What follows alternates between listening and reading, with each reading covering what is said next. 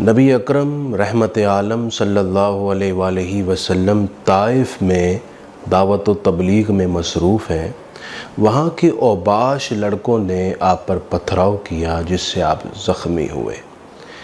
آپ واپسی کی راہ چلے تو انہوں نے آپ کا تعاقب کرنا شروع کیا اور آپ کے پس پشت بھی پتھراؤ کیا اور تشدد کا رویہ جاری رکھا۔ نبی اکرم صلی اللہ علیہ وآلہ وسلم کے ساتھ حضرت زید بن حارثہ تھے۔ واپس تشریف لا رہے ہیں تو راستے میں مکے میں ہی ایک سردار مطعم بن عدی کا گھر تھا۔ انہوں نے دروازہ کھولا، آپ کو اندر لے آئے۔ آپ نے کچھ دیر وہاں آرام کیا، زخم دھوئے، کچھ کھایا پیا۔ کچھ وقت گزارنے کے بعد آپ حضرت زید بن حارثہ کے ساتھ واپس گھر تشریف لے آئے۔ ایک عرصہ گزر گیا اس واقعہ کو، لیکن نبی کریم صلی اللہ علیہ وآلہ وسلم مطعم بن عدی کے اس حسن سلوک اور اس بھلائی اور اس احسان کو کبھی نہ بھولے۔ بدر کا واقعہ پیش آیا اور بہت سارے مشرکین گرفتار ہو گئے۔ اس وقت نبی اکرم صلی اللہ علیہ وآلہ وسلم نے ایک جملہ ارشاد فرمایا۔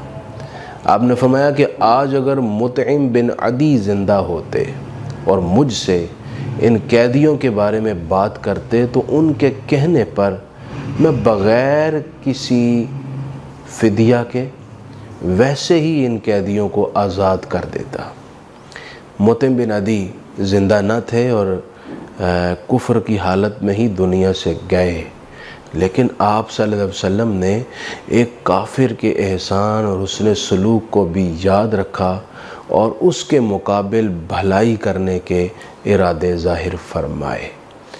پتہ یہ چلا کہ آپ کا محسن کوئی بھی ہو جس نے آپ کے ساتھ کسی وقت بھلائی کی ہے، مشکل وقت میں کام آیا ہے، آپ پر احسان کیا ہے، تو آپ کے ایمان کا تقاضا یہ ہے اور ہماری اسلامی تربیت یہ ہے کہ ہم اس کے ساتھ ہمیشہ نیک جذبہ رکھیں اور اس کے ساتھ بھلائی کرنے کا ہی ارادہ رکھیں اور اس کے احسان کو یاد رکھیں۔ شیخ سعدی رحمۃ اللہ علیہ فرماتے ہیں کہ ایک بادشاہ گھوڑے پر سوار تھا، تو اچانک گھوڑا بدکا، وہ نیچے گرا اور اس کی گردن کے مورے ہل گئے۔ اب وہ اتنی تکلیف میں تھا کہ گردن ہلا بھی نہیں سکتا تھا۔ شاہی طبیبوں نے علاج کیا مگر کچھ نہ بنا۔ ایک دن ایک یونانی حکیم کسی طریقے سے پہنچا اور اس نے علاج کیا اور اس کے علاج سے بادشاہ بالکل تندرست ہو گیا۔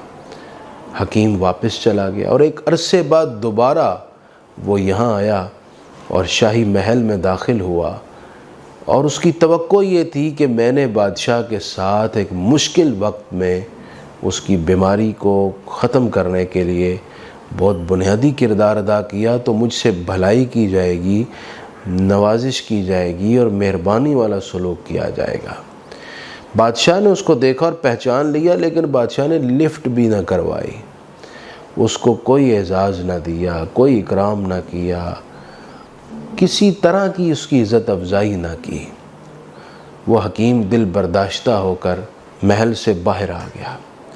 باہر وہ گھوم رہا تھا تو ایک غلام نظر آیا، اس نے کچھ بیج نکال کے غلام کو دیے اور کہا یہ بادشاہ کو دینا اور بادشاہ سے کہنا کہ اگر ان کو آگ میں جلا کر دھنی لی جائے تو یہ صحت کے لیے بڑا مفید ہے، اس کے یہ فوائد ہیں۔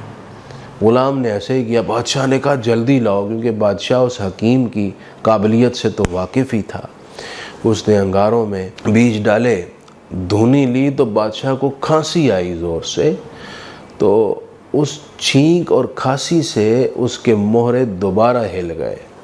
اب بادشاہ اسی تکلیف میں دوبارہ گرفتار ہوا، سپاہیوں کو دوڑایا حکیم کو گرفتار کے لاؤ، لیکن حکیم صاحب اتنی دیر میں جا چکے تھے۔ بادشاہ نے باقی ساری زندگی اسی تکلیف اور کرب میں گزار دی اور اسی میں ان کی موت ہو گئی۔ شیخ سعدی رحمۃ اللہ علیہ نے یہ واقعہ نقل کیا اور آپ نے فرمایا کہ کسی محسن کو احسان کے بدلے میں جفا سے یاد کرنا یہ کمینگی کی علامت ہے۔ اور جو کمینہ شخص ہوتا ہے وہ اللہ کی طرف سے بھی خیر اور بھلائی سے محروم رہتا ہے۔ تو ایمان کی اور صاحب اخلاص ہونے کی اور ایک درد مند انسان ہونے کی علامت یہ ہے کہ بندہ اپنے محسن کو کبھی نہ بھولے۔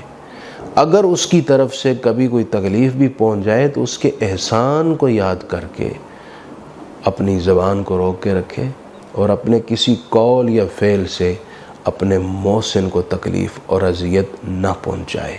یہ اعلیٰ ظرفی کی علامت ہے۔ اللہ کریم ہمیں ایسا ہی اعلیٰ ظرف اور احسان شناس بنائے۔